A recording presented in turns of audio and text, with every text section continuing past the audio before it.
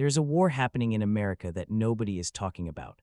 On one side, states are trying to eliminate property taxes forever, not reduce them, not freeze them, but wipe them off the books completely. Before we dive into the battle for your home ownership, make sure to hit that subscribe button for Tax Hack Pro. We break down the tax laws and financial strategies that help you keep more of what you earned. On the other side, powerful forces are fighting to make sure that never happens. Politicians, special interests, government employee unions, an entire industry built on property tax collection. Billions of dollars are at stake, and right now they are winning. Almost everywhere they are winning. But here is what makes this war fascinating. It is not really about money. It is about control. Who controls your home? Who controls local government? Who controls your financial security? Property taxes are the only tax in America where the government can take your home if you don't pay, even if you own it outright. Even if you have paid off every penny of your mortgage, even if you are 90 years old on a fixed income, miss those property taxes. They take your house. You never really own your home. You rent it from the government forever. And some states want to end that arrangement permanently. Others will do anything to keep it. Today, I am pulling back the curtain on why some states are racing to abolish property taxes while others are fighting tooth and nail to keep them. I will show you the states leading the elimination charge, actual bills, actual ballot measures, actual votes happening right now. I will reveal who is really fighting to keep property taxes in place and why their reasons aren't what they claim.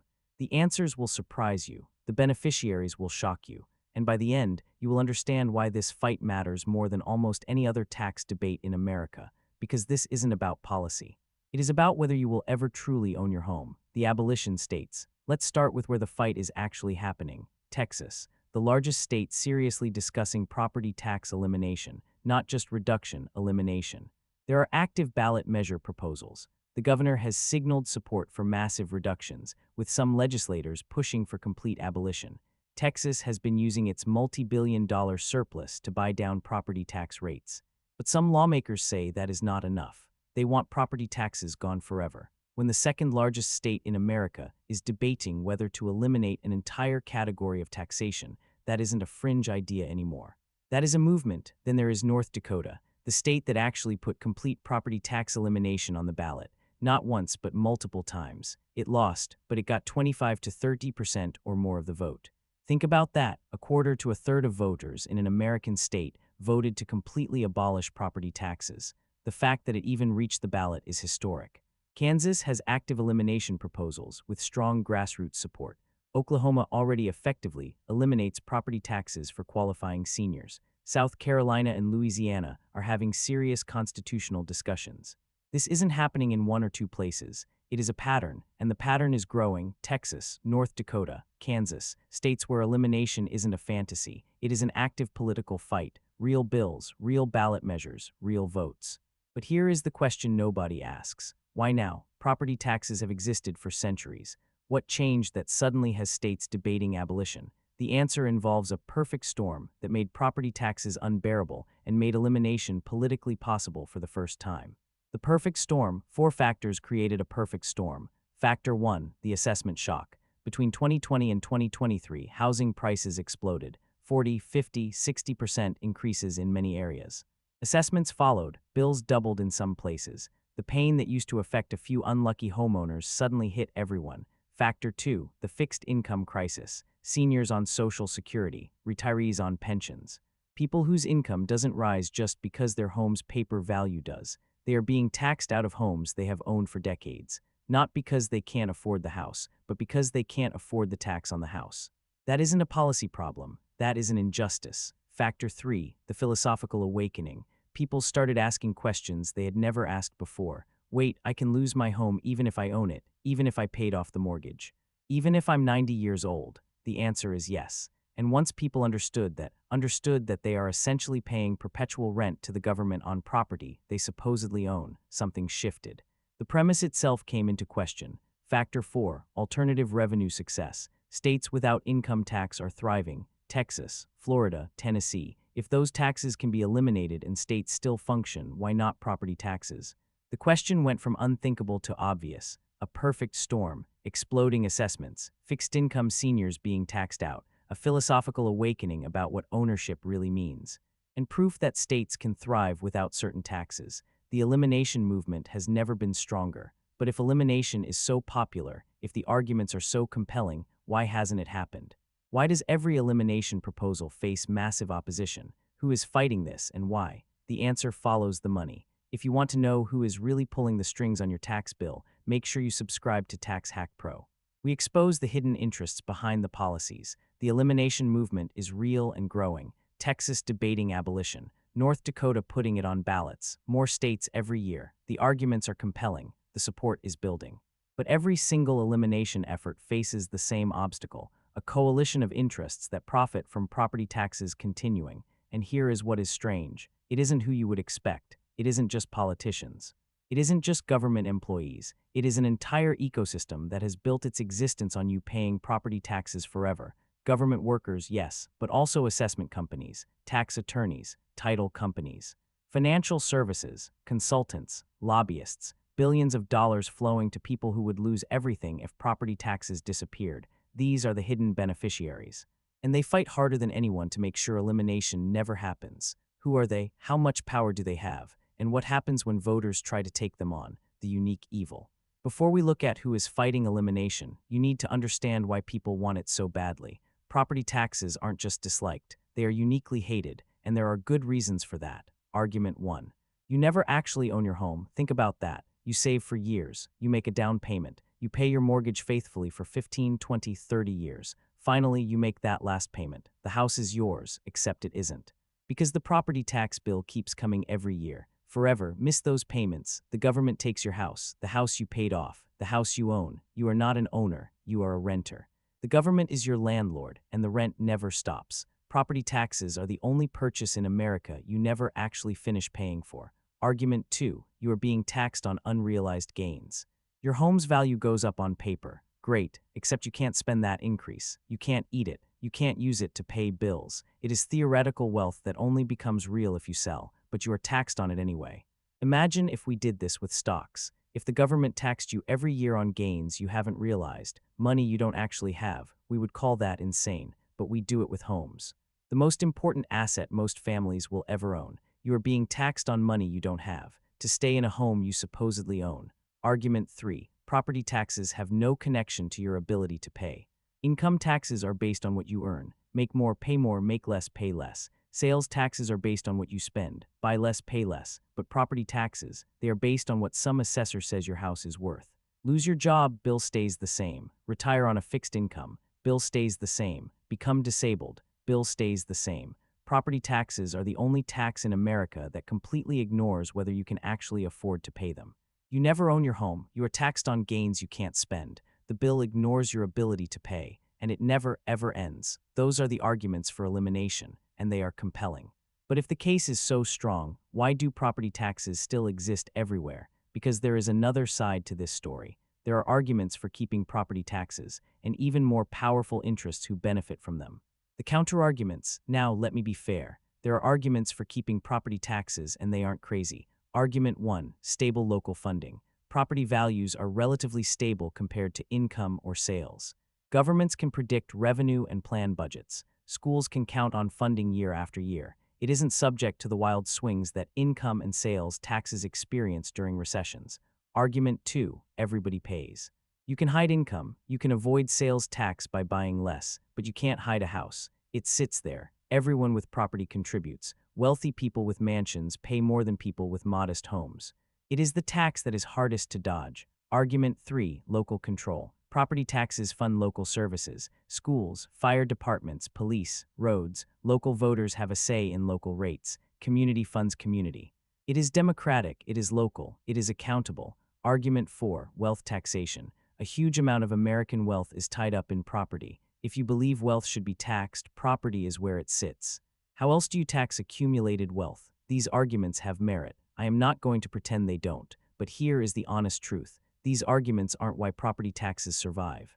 Property taxes survive because powerful interests profit from them, and that is a very different story. The case for elimination is philosophical, about what ownership means, about fairness, about never truly owning what you paid for.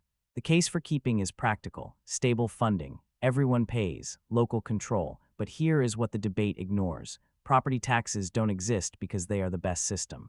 They exist because powerful interests have built their livelihoods around them. there is an entire industry that depends on property taxes continuing. Government employees, assessment companies, tax lawyers, title companies, consultants.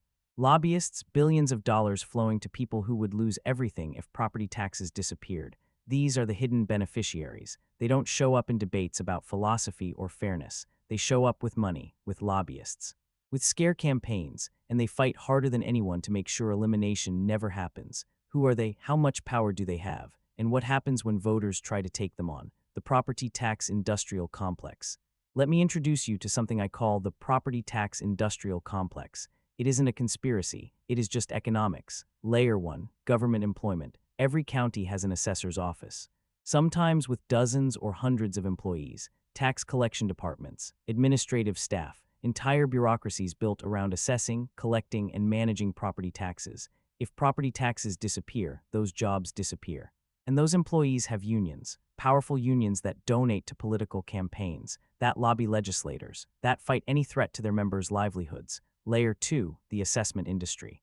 You might think government employees assess your home. Often, it is private companies, mass appraisal software vendors, data companies selling property information, consultants who help governments assess more efficiently, billions of dollars in contracts.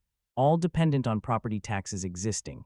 Layer 3, the appeal industry. Property tax attorneys, appeal services, consultants who help you fight your assessment for a fee. Of course, here is the irony. They profit from both sides. The more complex and unfair the system, the more business they get. They have no incentive to simplify or eliminate it. Layer 4, financial services, title companies that handle property tax escrows. Tax lien investors, people who literally buy your delinquent tax debt and profit from it. Banks holding billions in escrow accounts, earning interest on your money while they wait to pay your taxes. Layer 5, political interests. Local politicians who control property tax spending, special interests who benefit from that spending. Contractors, developers, anyone who gets government money. The entire local power structure runs on property tax revenue. Elimination threatens all of it. Government employees, assessment companies, tax lawyers, title companies, financial services, politicians, an entire ecosystem, billions of dollars built on property taxes continuing forever. These aren't just passive beneficiaries collecting paychecks. They are active defenders, and when elimination movements threaten their interests, they fight back hard, with money, with influence, with carefully crafted messages designed to scare voters into submission. This is how they do it, the money and the influence. Tactic 1, lobbying. Government employee unions are among the largest political donors in America. They spend millions fighting any threat to their members' jobs. Assessment industry associations, local government associations, all of them with lobbyists, all of them with access, all of them fighting elimination. Tactic 2, scare campaigns. Schools will close, police and fire will be cut, your services will disappear. These messages blanket the airwaves whenever elimination is on the ballot. Notice what they never mention: alternatives. They never discuss how other states fund services without property taxes. They never explain that revenue can be replaced. Fear works, so they use fear. Tactic 3, complexity. They make the system deliberately confusing. Voters don't understand exemptions, assessment ratios, millage rates. When you don't understand something, you fear changing it. Better the devil you know. Tactic 4, divide and conquer. Give seniors an exemption. Now they stop pushing for elimination. Give veterans an exemption. Same thing, disabled homeowners, low-income families. Carve out each group with their own special relief, and suddenly no one is fighting for complete elimination anymore. Everyone has their own deal. The coalition fractures and the base system remains untouched. And the numbers: government union political spending runs into the billions nationwide, local government lobbying, hundreds of millions. Assessment industry contracts, tens of billions of dollars. This isn't a fair fight, it never has been. Billions of dollars, thousands of jobs, entire industries, political machines that have operated for decades. This is what elimination movements are up against, not just philosophical disagreement, raw economic interest, people whose livelihoods depend on you paying property taxes forever. And they have developed a playbook to defeat every elimination effort. The same arguments, the same scare tactics, the same divide and conquer strategies. It works almost every time, almost, because something is changing. The movement is learning, voters are getting smarter, and the playbook is starting to fail. The opposition's playbook and why it is cracking. The opposition has a playbook, 5 moves they use every single time elimination is proposed. And it has worked for decades. Move 1, the fear campaign. Lead with schools, always lead with schools. Our children will suffer. Classrooms will be overcrowded. Teachers will be fired. It is emotional, not rational. They never mention that alternative funding exists. They never explain how other places fund schools without property taxes. They just show pictures of children and hope you don't ask questions. Move 2. The local control argument. This is about your community deciding for itself. The state shouldn't tell us what to do. It sounds good. Who is against local control? But they ignore the obvious. The state could replace the revenue with state funding. Local services could continue. They just don't want to admit it. Move 3. The no alternative claim. How would we pay for anything? They act like property taxes are the only possible funding source. They never discuss income taxes, sales taxes, state funding, or any combination. They create paralysis through the fear of the unknown. Move 4. The fairness argument. The wealthy should pay more and they own more property. It sounds reasonable until you remember seniors on fixed incomes losing their homes, until you remember the philosophical problems, being taxed on gains you can't spend, never actually owning what you paid for. Move 5. Targeted exemptions. This is the most clever. Give seniors a freeze. Now they stop pushing for elimination. Give veterans an exemption. Same thing. Carve out each group that might fight. Everyone gets their special deal. The coalition fractures and the base system remains completely intact. The playbook. Fear campaigns about schools. Local control arguments. Claims that no alternative exists.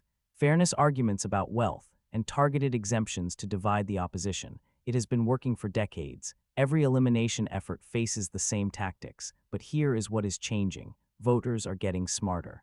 They are seeing through the playbook, and they are asking the question the opposition never wants to answer, the question they can't answer. Here is the question that breaks the playbook. If other states function without income tax, why can't we function without property tax? Think about it. Texas has no income tax. Florida has no income tax. Tennessee, Wyoming, Nevada, South Dakota, no income tax. Alaska has no income tax and no sales tax. +2, these states are thriving. They fund schools. They have police and fire departments. They build roads. So if income taxes can be eliminated and states still function, why is property tax elimination supposedly impossible? What makes property taxes so special that they can never be touched? The real answer, the one they will never give you, is this. Income tax elimination benefits workers and businesses. Politicians like that. It makes them popular. Sales tax elimination benefits consumers, also popular, but property tax elimination, that threatens government itself. It threatens the jobs, the power structure, the entire system that depends on that revenue.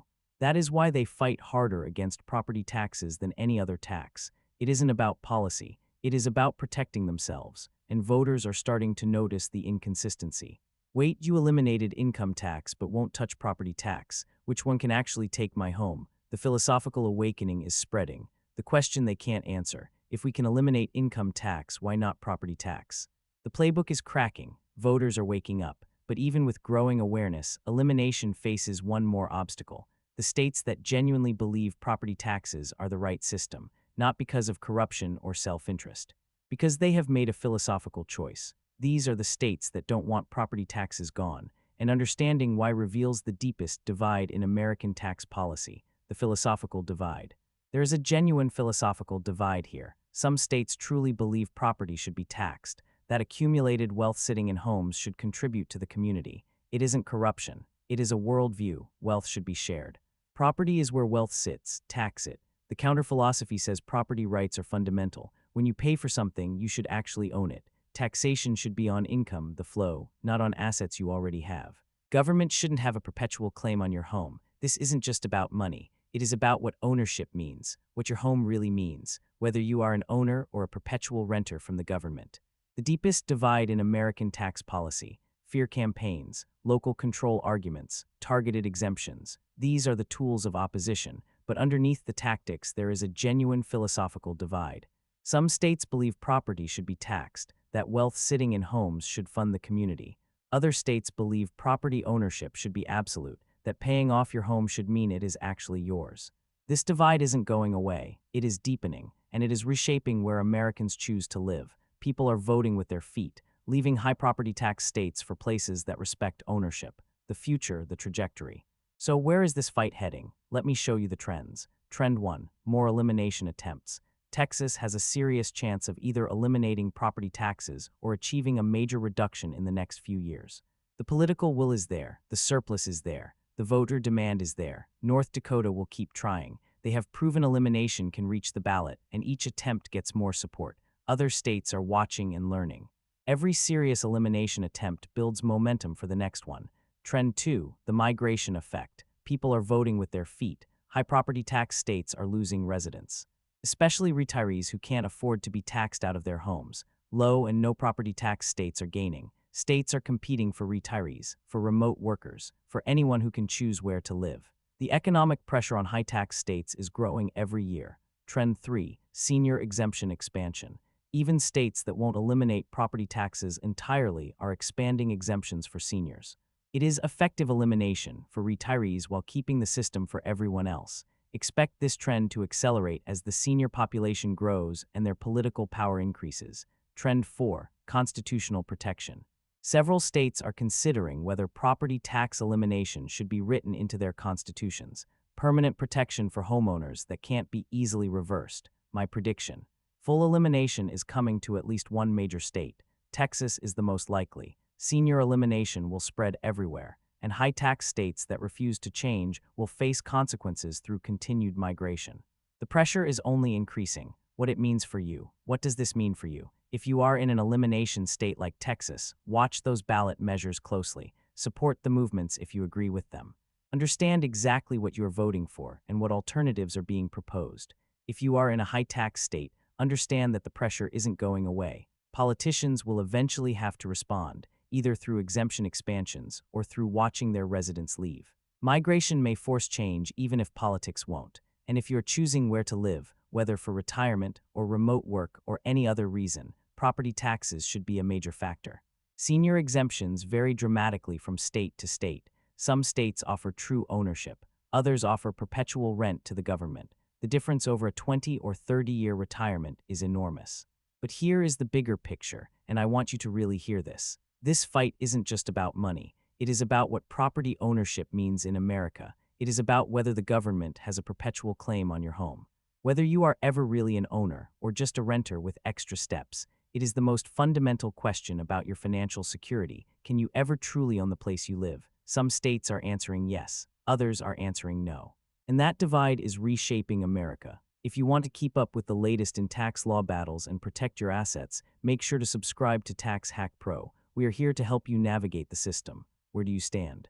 Should property taxes be eliminated forever, or are they a necessary part of funding local services? I want to hear your philosophy, not just your frustration. This is a genuine debate with real arguments on both sides. And your perspective matters. Share this video with every homeowner who has ever wondered why property taxes never go away, no matter how much people hate them. Now they will know. It isn't about policy. It is about power. It is about money. And it is about a fight that is just getting started. The states that want property taxes gone are growing. The forces that want them to stay are fighting hard. And your home, your financial security, hangs in the balance. The war over property taxes isn't ending. It is just beginning. I'm the Tax Hack Pro, and I'll see you in the next video.